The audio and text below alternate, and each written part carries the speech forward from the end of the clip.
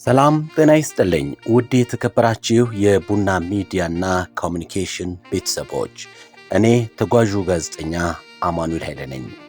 ዛሬ ሰው ሰራሽ የስኬት ወጥመዶች ምንድናቸው በሚሉ ጉዳዮችን የምናነሳ ይሆናል። እርግጠኛ ነኝ ከኛ ጋር እስከ መጨረሻ ከቆያችሁ አንድ ቁም ነገር ትጨብጣላችሁ። ማሳካት ወይስ ያልተሳካ ጉዳይ ለንተ እንደ ዕድል እንዴት ትጠቀማለህ የሚሉትን ጉዳዮችም እናነሳለን። እስከ መጨረሻው ከኛ ጋር ትቆዩ ዘንድ በአክብሮት ጋብዛለሁ። ለዩቲዩብ ቻናላችን አዲስ ከሆናችሁ ሰብስክራይብ ማድረጋችሁንም አትርሱ።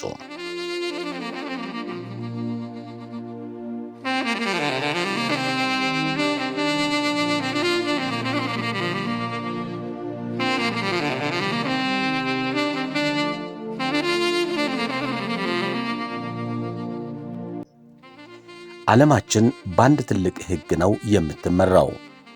እሱም ማሸነፍ አለብህ የሚል ሕግ ነው።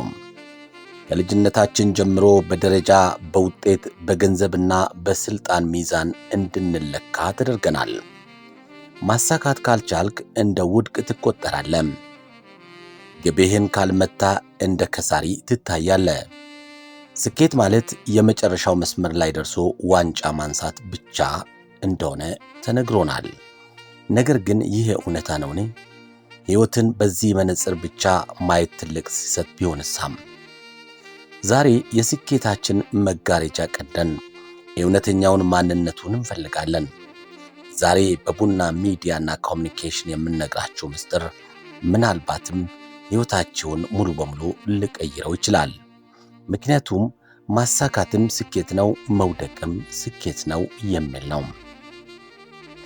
ማሳካት ስኬት እንደሆነ ማንም አይክድም። የለፉትን ዓላማ ፊት ለፊት ማየት፣ የዘሩትን ማጨድ፣ የደከሙበትን ፍሬ መቅመስ ትልቅ መታደል ነው። ማሳካት ሕልምህን እውን የምታደርግበት፣ ለራስህ ያለህን ግምት ከፍ የምታደርግበትና እችላለሁ ብለህ ለዓለም የምታሳይበት የብርሃን ጎዳና ነው። እርምጃዎች ሁሉ መስመር ይዘው ያቀድከው ሁሉ ተሳክቶ መዳረሻው ላይ ስትቆም የሚሰማ ስሜት ወደር የለውም። ይህ የስኬት አንደኛው ገጽታ ነው፣ የብርሃን ገጽታ የሚባለው። ነገር ግን ሕይወት ሁል ጊዜ አልጋ ባልጋ አይደለችም። ብዙ ጊዜ ታቅዳለህ ግን አይሳካም። ትሮጣለህ ግን ትወድቃለህ። ታዲያ ስትወድቅ ስኬት አከተመ ማለት ነውን? ፈጽሞ መውደቅ የሰነፎች መሸሸጊያ ሳይሆን የጀግኖች መፈተኛ ስፍራ ነው። መውደቅ ስኬት የሚሆነው እንዴት ካላችሁኝ፣ መውደቅ የምርጫ መጥበቢያ ሳይሆን የጥበብ ምንጭ ስለሆነ ነው። ስትወድቅ የማይሰሩ መንገዶችን ትማራለህ። ስትወድቅ በውስጥህ ተደብቆ የነበረውን ማንም ያላየውን ጽናት የሚባል ትልቅ ጡንቻ ትገነባለህ። ማሳካት በዙሪያህ ሰዎችን ስሰበስብ፣ መውደቅ ግን እውነተኛ ወዳጆችህን ይለይልሃል።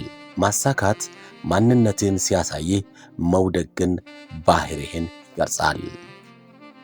ያለ መውደቅ የሚመጣ መሳካት መሰረቱ አሸዋ ላይ እንደተሰራ ቤት ነው፣ ወይም ቶሎ ይፈርሳል ማለት ነው። መውደቅ ግን እንደ ድንጋይ ጠንካራ ያደርግሃል። ስለዚህ መውደቅ ይህም ቢሆን ተስፋ ሳትቆርጥ ቀና ስትል ያ ራሱ ትልቅ ስኬት ነው። ከአሸናፊነት በላይ ባለመሸነፍህ ታሸንፋለህ ማለት ነው። ወዳጄ ሆይ፣ ሕይወት ማለት የመጨረሻው መዳረሻ ላይ መቆም ብቻ አይደለም። ሕይወት ማለት ሂደት ራሱ ነው። ማሳካትና መውደቅ የሳንቲም ሁለት ገጽታዎች ናቸው። አንዱ ያለ ሌላኛው ዋጋ የለውም። ካልወደቅ የማሳካትን ጥፍጥና አታውቀውም። ካልወደቅ ድልህን አታከብረውም። ቶማስ ኤዲሰን መብራት ከመስራቱ በፊት 1000 ጊዜ ወድቋል። በስፋት የሚመለስ ይሆናል ስለ ቶማስ። እሱ ግን አልወደኩም፣ የማይሰሩ 1000 መንገዶችን አገኘው እንጂ ነው ያለው። እያንዳንዱ ውድቀት ወደ ስኬት የሚመራህ አንድ እርምጃ ወደፊት ነው። ስለዚህ ዛሬ እቅዴ ባይሳካም፣ የጀመርከው ቢፈርስ፣ ሥራ ብታጣ ራስህን አትውቀስ። እኔ ውድቅ ነኝ አትበል። አንተ በሕይወትህ ላብራቶሪ ውስጥ እየተማርክ ያለ ወደፊት ለሚመጣው ታላቅ ስኬት መሰረት እየጣልክ ያለ ጀግና ነን።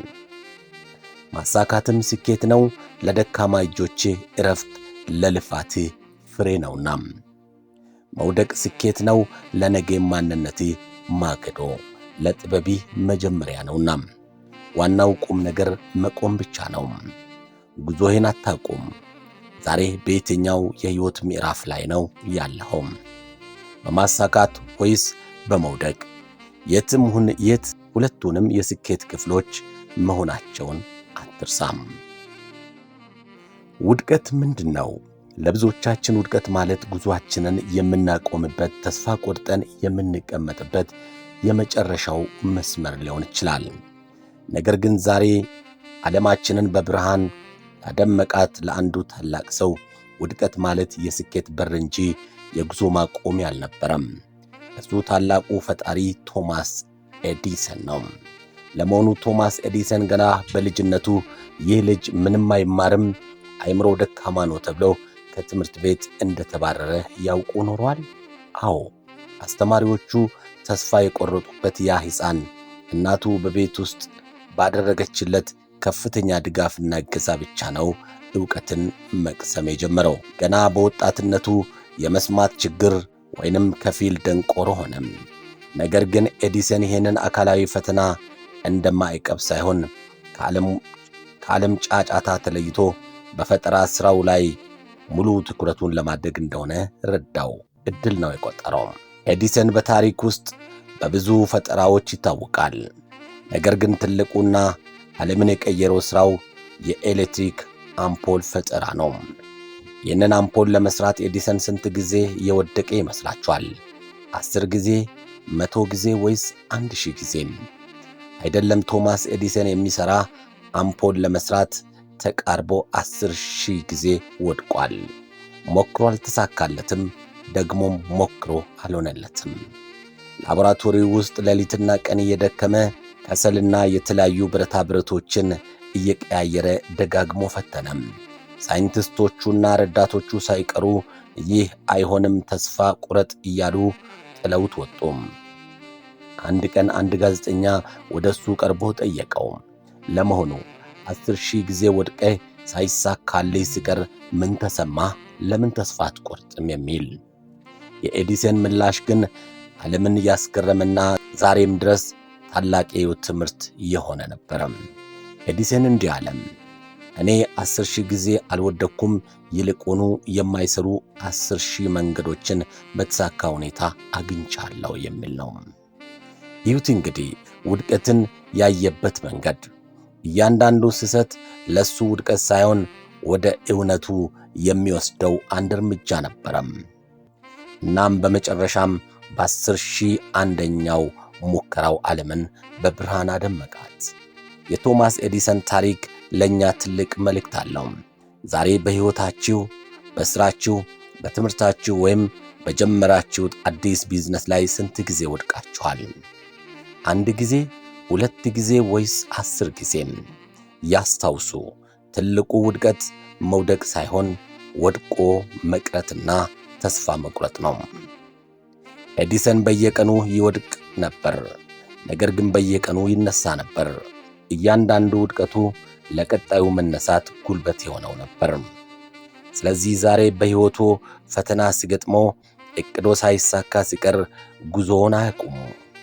ልክ እንደ ኤዲሰን ይበሉ፣ ይህ ውድቀት አይደለም፣ የማይሰራበትን መንገድ ማወቅ ነው በሉ። ደግመው ይነሱ፣ ደጋግመው ይሞክሩ። የእርሶ አምፖል የሚበራበት ቀን ሩቅ አይደለም። ይህ ቪዲዮ ካነቃቃችሁና አዲስ ተስፋ ከሰጣችሁ ላይክ ማድረጋችሁንም አትርሱ። ለወዳጅ ለዘመዶቻችሁ ሼር አድርጉ። እንደነዚህ ያሉ አነቃቂና አስተማሪ ታሪኮችን ሁልጊዜ እንዲደርሳችሁ ቻናላችንን ሰብስክራይብ አድርጉ። በሚቀጥለው ቪዲዮ እስከምንገናኝ ሰላም ቆዩኝ። እኔ ተጓዡ ጋዜጠኛ አማኑኤል ኃይሌ ነኝ።